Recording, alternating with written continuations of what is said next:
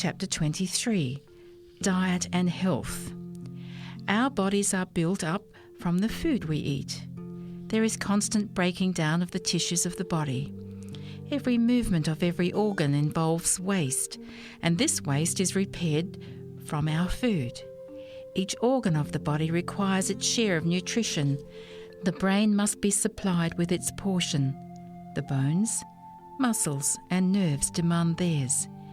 It is a wonderful process that transforms the food into blood and uses this blood to build up the varied parts of the body. But this process is going on continually, supplying with life and strength each nerve, muscle and tissue. Subheading: Selection of food. Those foods should be chosen that best supply the elements needed for building up the body. In this choice, appetite is not a safe guide. Through wrong habits of eating, the appetite has become perverted. Often it demands food that impairs health and causes weakness instead of strength. We cannot safely be guided by the customs of society. The disease and suffering that prevail everywhere are largely due to popular errors in regard to diet. In order to know what are the best foods, we must study God's original plan for man's diet.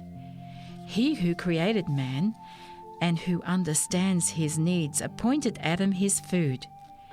Behold, he said, I have given you every herb yielding seed, and every tree in which is the fruit of a tree yielding seed. To you it shall be food. Genesis 1, verse 29.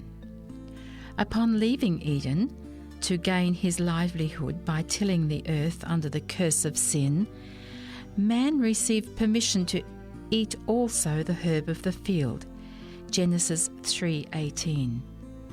Grains, fruits, nuts and vegetables constitute the diet chosen for us by our Creator. These foods, prepared in as simple and natural a manner as possible, are the most healthful and nourishing.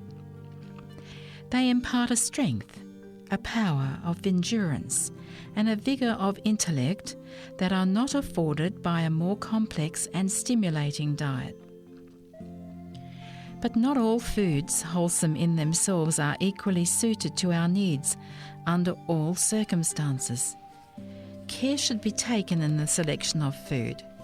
Our diet should be suited to the season, to the climate in which we live, and to the occupation we follow. Some foods that are adapted for use at one season or in one climate are not suited to another. So, there are different foods best suited for persons in different occupations.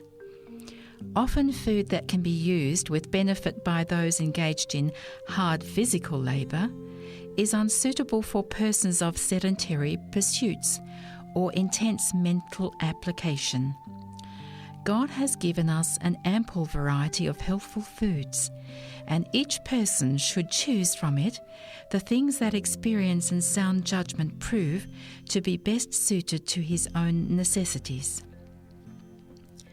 Nature's abundant supply of fruits and nuts and grains is ample, and year by year the products of all lands are more generally distributed to all by the increased facilities for transportation. As a result, many types of food, which a few years ago were regarded as expensive luxuries, are now within the reach of all as foods for everyday use. This is especially the case with dried and canned fruits. Nuts and nut foods are coming largely into use to take the place of flesh meats. With nuts may be combined grains, fruits and some roots to make foods that are healthful and nourishing. Care should be taken, however, not to use too large a portion of nuts. Those who realise ill effects from the use of nut foods may find the difficulty removed by attention or attending to this precaution. It should be remembered too that some nuts are not so wholesome as others. Almonds are preferable to peanuts, but peanuts in limited quantities used in connection with grains are nourishing and digestible. When properly prepared, olives, like nuts, supply the place of butter and flesh meats. The oil as eaten in the olive is far preferable to animal oil or fat. It serves as a laxative.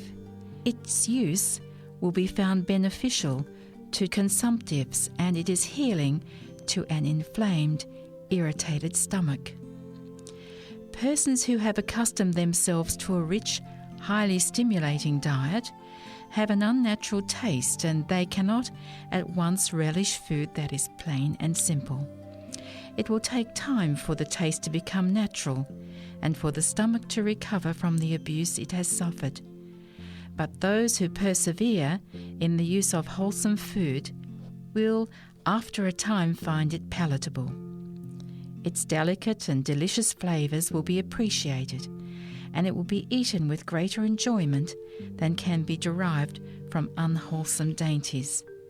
And the stomach, in a healthy condition, neither fevered nor overtaxed, can readily perform its task. In order to maintain health, a sufficient supply of good nourishing food is needed. If we plan wisely, that which is most conducive to health can be secured in almost every land. The various preparations of rice, wheat, corn and oats are sent abroad everywhere, also beans, peas and lentils. These, with native or imported fruits and the variety of vegetables that grow in each locality, give an opportunity to select a dietary that is complete, without the use of flesh meats. Wherever fruit can be grown in abundance, a liberal supply should be prepared for winter by canning or drying. Some fruits, such as currants, gooseberries, strawberries, raspberries and blackberries, can be grown to advantage in many places where they are but little used and their cultivation is neglected. For household preserving and canning, glass rather than tin cans should be used wherever possible. It is especially necessary that the fruit for canning and preserving should be in good condition. Use little sugar and cook the fruit only long enough to ensure its preservation. Thus prepared, it is an excellent substitute for fresh fruit. Wherever dried fruits such as raisins, prunes, apples, pears, peaches and apricots and so on are available at moderate prices, it will be found that they can be used as staple articles of diet much more freely than is customary, with the best results to the health and vigour of all classes of workers. There should not be a great variety at any one meal, for this encourages overeating and causes indigestion. For some people, it is not well to eat fruit and vegetables at the same meal. If the digestion is feeble, the use of both will often cause distress and inability to put forth mental effort. It is better to have the fruit at one meal and the vegetables at another for these people. The meals should be varied. The same dishes prepared in the same way should not appear on the table meal after meal and day after day. The meals are eaten with greater relish and the system is better nourished when the food is varied. Subheading: Preparation of food.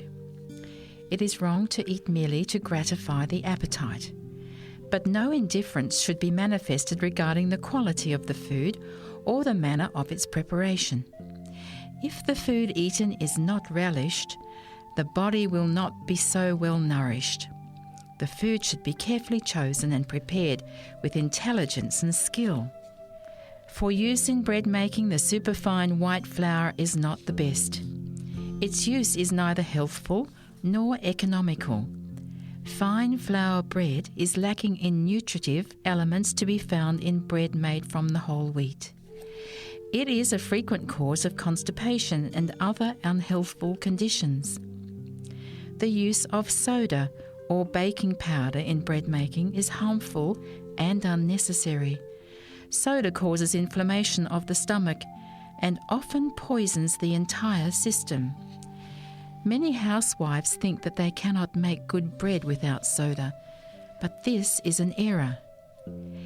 If they would take the trouble to learn better methods, their bread would be more wholesome, and to a natural taste it would be more palatable.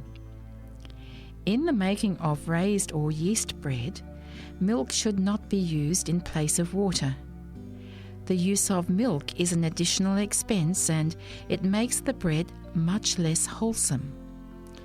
Milk bread does not keep sweet so long after baking as does that made with water, and it ferments more readily in the stomach. Bread should be light and sweet. Not the least taint of sourness should be tolerated. The loaves should be small and so thoroughly baked that, so far as possible, the yeast germs shall be destroyed. When hot or new, raised bread of any kind is difficult for the digestion. It should never appear on the table. This rule does not, however, apply to unleavened bread, bread without yeast or rising. Fresh rolls made of wheaten meal without yeast or leaven and baked in a well-heated oven are both wholesome and palatable. Grains used for porridge or mush should have several hours cooking, but soft or liquid foods are less wholesome than dry foods, which require thorough mastication. Zwieback or twice-baked bread is one of the most easily digested and most palatable of foods. Let ordinary raised bread be cut in slices and dried in a warm oven till the last trace of moisture disappears. Then let it be browned slightly all the way through. In a dry place, this bread can be kept much longer than ordinary bread, and if reheated before using, it will be as fresh as when new. Far too much sugar is ordinarily used in food. Cakes, sweet puddings, pastries, jellies, jams are active causes of indigestion. Especially harmful are the custards and puddings in which milk, eggs and sugar are the chief ingredients. The free use of milk and sugar taken together should be avoided. If milk is used, it should be thoroughly sterilised. With this precaution, there is less danger of contracting disease from its use. Butter is less harmful when eaten on cold bread than when used in cooking, but as a rule, it is better to dispense with it altogether. Hard cheese is still more objectionable. It is wholly unfit for food. The publishers have noted to the reader will understand that the reference to cheese does not include cottage cheese or foods of a similar character which were ever recognised by the author as wholesome. Scanty, ill-cooked food depraves the blood by weakening the blood-making organs. It deranges the system and brings on disease, with its accompaniment of irritable nerves and bad tempers. The victims of poor cookery are numbered by thousands and tens of thousands. Over many graves might be written, "Died because of poor cooking," "Died of an abused stomach." It is a sacred duty for those who cook to learn how to prepare healthful food. Many people are lost as a result of poor cookery. It takes thought and care to make good bread, but there is more religion in a loaf of good bread than many may think. There are few really good cooks.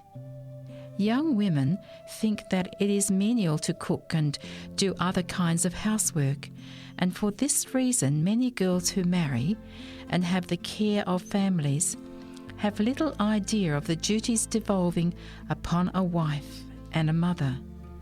Cooking is no mean science, and it is one of the most essential in practical life.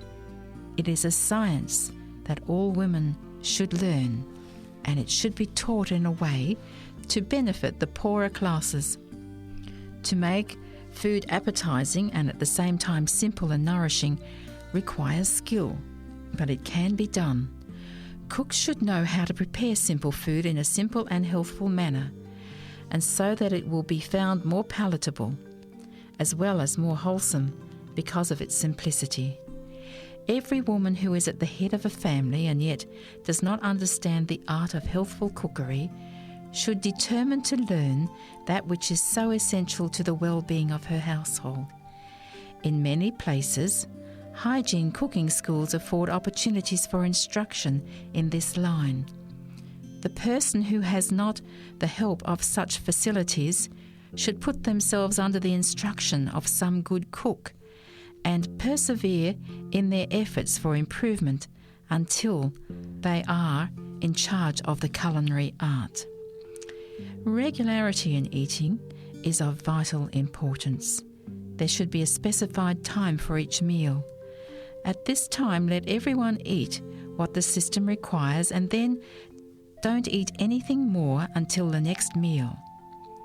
There are many who eat when the system needs no food, at irregular intervals and between meals, because they have not sufficient strength of will to resist the inclination. When travelling, some are constantly nibbling, if anything eatable is within their reach. This is very injurious to the health. If travellers would eat regularly of food that is simple and nutritious, they would not feel so great weariness nor suffer so much from sickness. Another pernicious habit is that of eating just before bedtime. The regular meals may have been eaten, but because there is a sense of faintness, more food is eaten. By indulgence, this wrong practice becomes a habit and often so firmly fixed it is thought impossible to sleep without food. As a result of eating late suppers, the digestive process is continued through the sleeping hours. But though the stomach works constantly, its work is not properly accomplished. The sleep is often disturbed with unpleasant dreams, and in the morning the person awakes unrefreshed and with little relish for breakfast. When we lie down to rest, the stomach should have its work all done, that it, as well as the other organs of the body, may enjoy rest. For persons of sedentary habits, late suppers are particularly harmful. With them, the disturbance created is often the beginning of disease that ends in death. In many cases, the faintness that leads to a desire for food is felt because the digestive organs have been too severely taxed during the day. After disposing of one meal, the digestive organs need rest. At least 5 or 6 hours should intervene between the meals, and the most persons who give the plan a trial will find that 2 meals a day are better than 3. Subheading: Wrong conditions of eating. Food should not be taken very hot or very cold. If food is cold, the vital force of the stomach is drawn upon in order to warm it before the digestion can take place. Cold drinks are injurious for the same reason, while the free use of hot drinks is debilitating. In fact, the more liquid there is taken with the meals, the more difficult it is for the food to be digested. For the liquid must be absorbed before the digestion can begin. Do not eat a lot of salt. Avoid the use of pickles and spiced foods. Eat an abundance of fruit, and the irritation that calls for so much drink at mealtime will largely disappear. Food should be eaten slowly and should be thoroughly masticated. This is necessary in order that the saliva in the mouth may properly be mixed with the food and the digestive fluids be called into action. Another serious evil is eating at improper times, as after violent or excessive exercise, when one is much exhausted or heated. Immediately after eating, there is a strong demand upon the nervous energies, and when mind or body is heavily taxed, just before or just after eating, digestion is hindered. When one is excited, anxious or hurried, it is better not to eat until rest or relief is found. The stomach is closely related to the brain, and when the stomach is diseased, the nerve power is called from the brain to the aid of the weakened digestive organs. When these demands are too frequent, the brain becomes congested. When the brain is constantly taxed and there is lack of physical exercise, even plain food should be eaten sparingly. At mealtime, don't be anxious about anything. Do not feel hurried, but eat slowly and with cheerfulness, with your heart filled with gratitude to God for all His blessings. Many who discard flesh meats and other gross and injurious things think that because their food is simple and wholesome, they may indulge appetite without restraint, and they eat to excess, sometimes to gluttony. This is an error. The digestive organs should not be burdened with a quantity or quality of food which it will tax the system to digest. Custom has decreed that the food should be placed upon the table in courses. Not knowing what is coming next, one may eat a sufficiency of food which perhaps is not the best suited to him. When the last course is brought on, they often venture to overstep the bounds and take the tempting dessert, which however proves anything but good for them. If all the food intended for a meal is placed on the table at the beginning, people have an opportunity to make the best choice. Sometimes the result of overeating is felt at once. In other cases, there is no sensation of pain, but the digestive organs lose their vital force, and the foundation of physical strength is undermined. The surplus food burdens the system and produces morbid, feverish conditions. It calls an undue amount of blood to the stomach, causing the limbs and the extremities to chill quickly. It lays a heavy tax on the digestive organs, and when these organs have accomplished their task, there is a feeling of faintness or languor. Some who are continually overeating call this all-gone feeling hunger, but it is caused by the overworked condition of the digestive organs. At times, there is numbness of the brain, with disinclination to mental or physical effort. These unpleasant symptoms are felt because nature has accomplished her work at an unnecessary outlay of vital force and is thoroughly exhausted.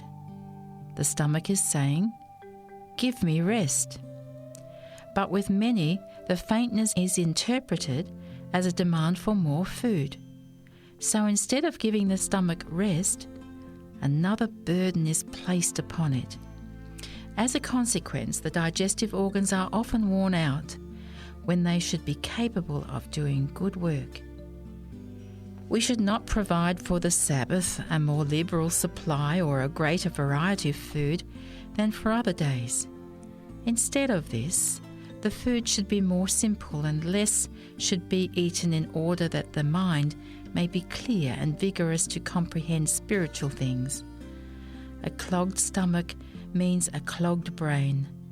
The most precious words may be heard and yet not appreciated because the mind is confused by an improper diet. By overeating on the Sabbath, many do more than they think to unfit themselves for receiving the benefit of its sacred opportunities. Cooking on the Sabbath should be avoided, but it is not therefore necessary to eat cold food. In cold weather, the food prepared the day before should be heated, and let the meals, however simple, be palatable and attractive. Especially in families where there are children, it is well on the Sabbath to provide something that will be regarded as a treat, something that the family do not have every other day. Where wrong habits of diets have been indulged, there should be no delay in reform. When dyspepsia has resulted from abuse of the stomach, effort should be made more carefully to preserve the remaining strength of the vital forces by removing every overtaxing burden.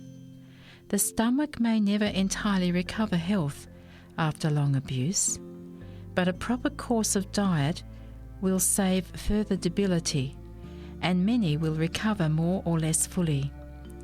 It is not easy to prescribe rules that will meet every case, but with the attention to right principles in eating, great reforms may be made, and the cook need not be continually toiling to tempt the appetite. Abstemiousness in diet is rewarded with mental and moral vigour. It also aids in the control of passions. Overeating is especially harmful to those who are sluggish in temperament. These should eat sparingly and take plenty of physical exercise. There are men and women of excellent natural ability who cannot accomplish half of what they might if they would exercise self-control in the denial of appetite. Many writers and speakers fail here. After eating heartily, they give themselves to sedentary occupations, reading, study, or writing, allowing no time for physical exercise. As a consequence, the free flow of thought and words is checked. They cannot write or speak with the force and intensity necessary in order to reach the heart. Their efforts are tame and fruitless. Those upon whom rest important responsibility, those above all who are guardians of spiritual interests, should be men of keen feeling and quick perception. More than others, they need to be temperate in eating. Rich and luxurious food should have no place upon their tables. Every day, men in positions of trust have their decisions to make upon which depend results of great importance. Often they have to think rapidly, and this can be done successfully by those who practice strict temperance. The mind strengthens under the correct treatment of the physical and mental powers. If the strain is not too great, new vigour comes with every taxation. But often the work of those who have important plans to consider and important decisions to make is affected for evil by the results of improper diet. A disordered stomach produces a disordered, uncertain state of mind. Often it causes irritability, harshness, or injustice. Many a plan that would have been a blessing to the world has been set aside. Many unjust, oppressive, even cruel measures have been carried as a result of diseased conditions due to wrong habits of eating. Here is a suggestion for all those whose work is sedentary or chiefly mental, using the mind. Let those who have sufficient moral courage and self-control try it. At each meal, take only 2 or 3 kinds of simple food, and eat no more than is required to satisfy hunger. Take active exercise every day, and see if you do not receive benefit. Strong men who are engaged in active physical labour are not compelled to be as careful as to the quantity or quality of their food as are persons of sedentary habits. But even these would have better health if they would practice self-control in eating and drinking. Some wish that an exact rule could be prescribed for their diet. They overeat and then regret it, and so they keep thinking about what they eat and drink. This is not as it should be. One person cannot lay down an exact rule for another. Every individual person should exercise reason and self-control and should act from principle. Our bodies are Christ's purchased possession, and we are not at liberty to do with them as we please. All who understand the laws of health should realize their obligation to obey these laws which God has established in their being. Obedience to the laws of health is to be made a matter of personal duty. We ourselves must suffer the results of violated law. We must individually answer to God for our habits and practices. Therefore, the question with us is not, what is the world's practice? But, how shall I, as an individual, treat the habitation, the body that God has given me?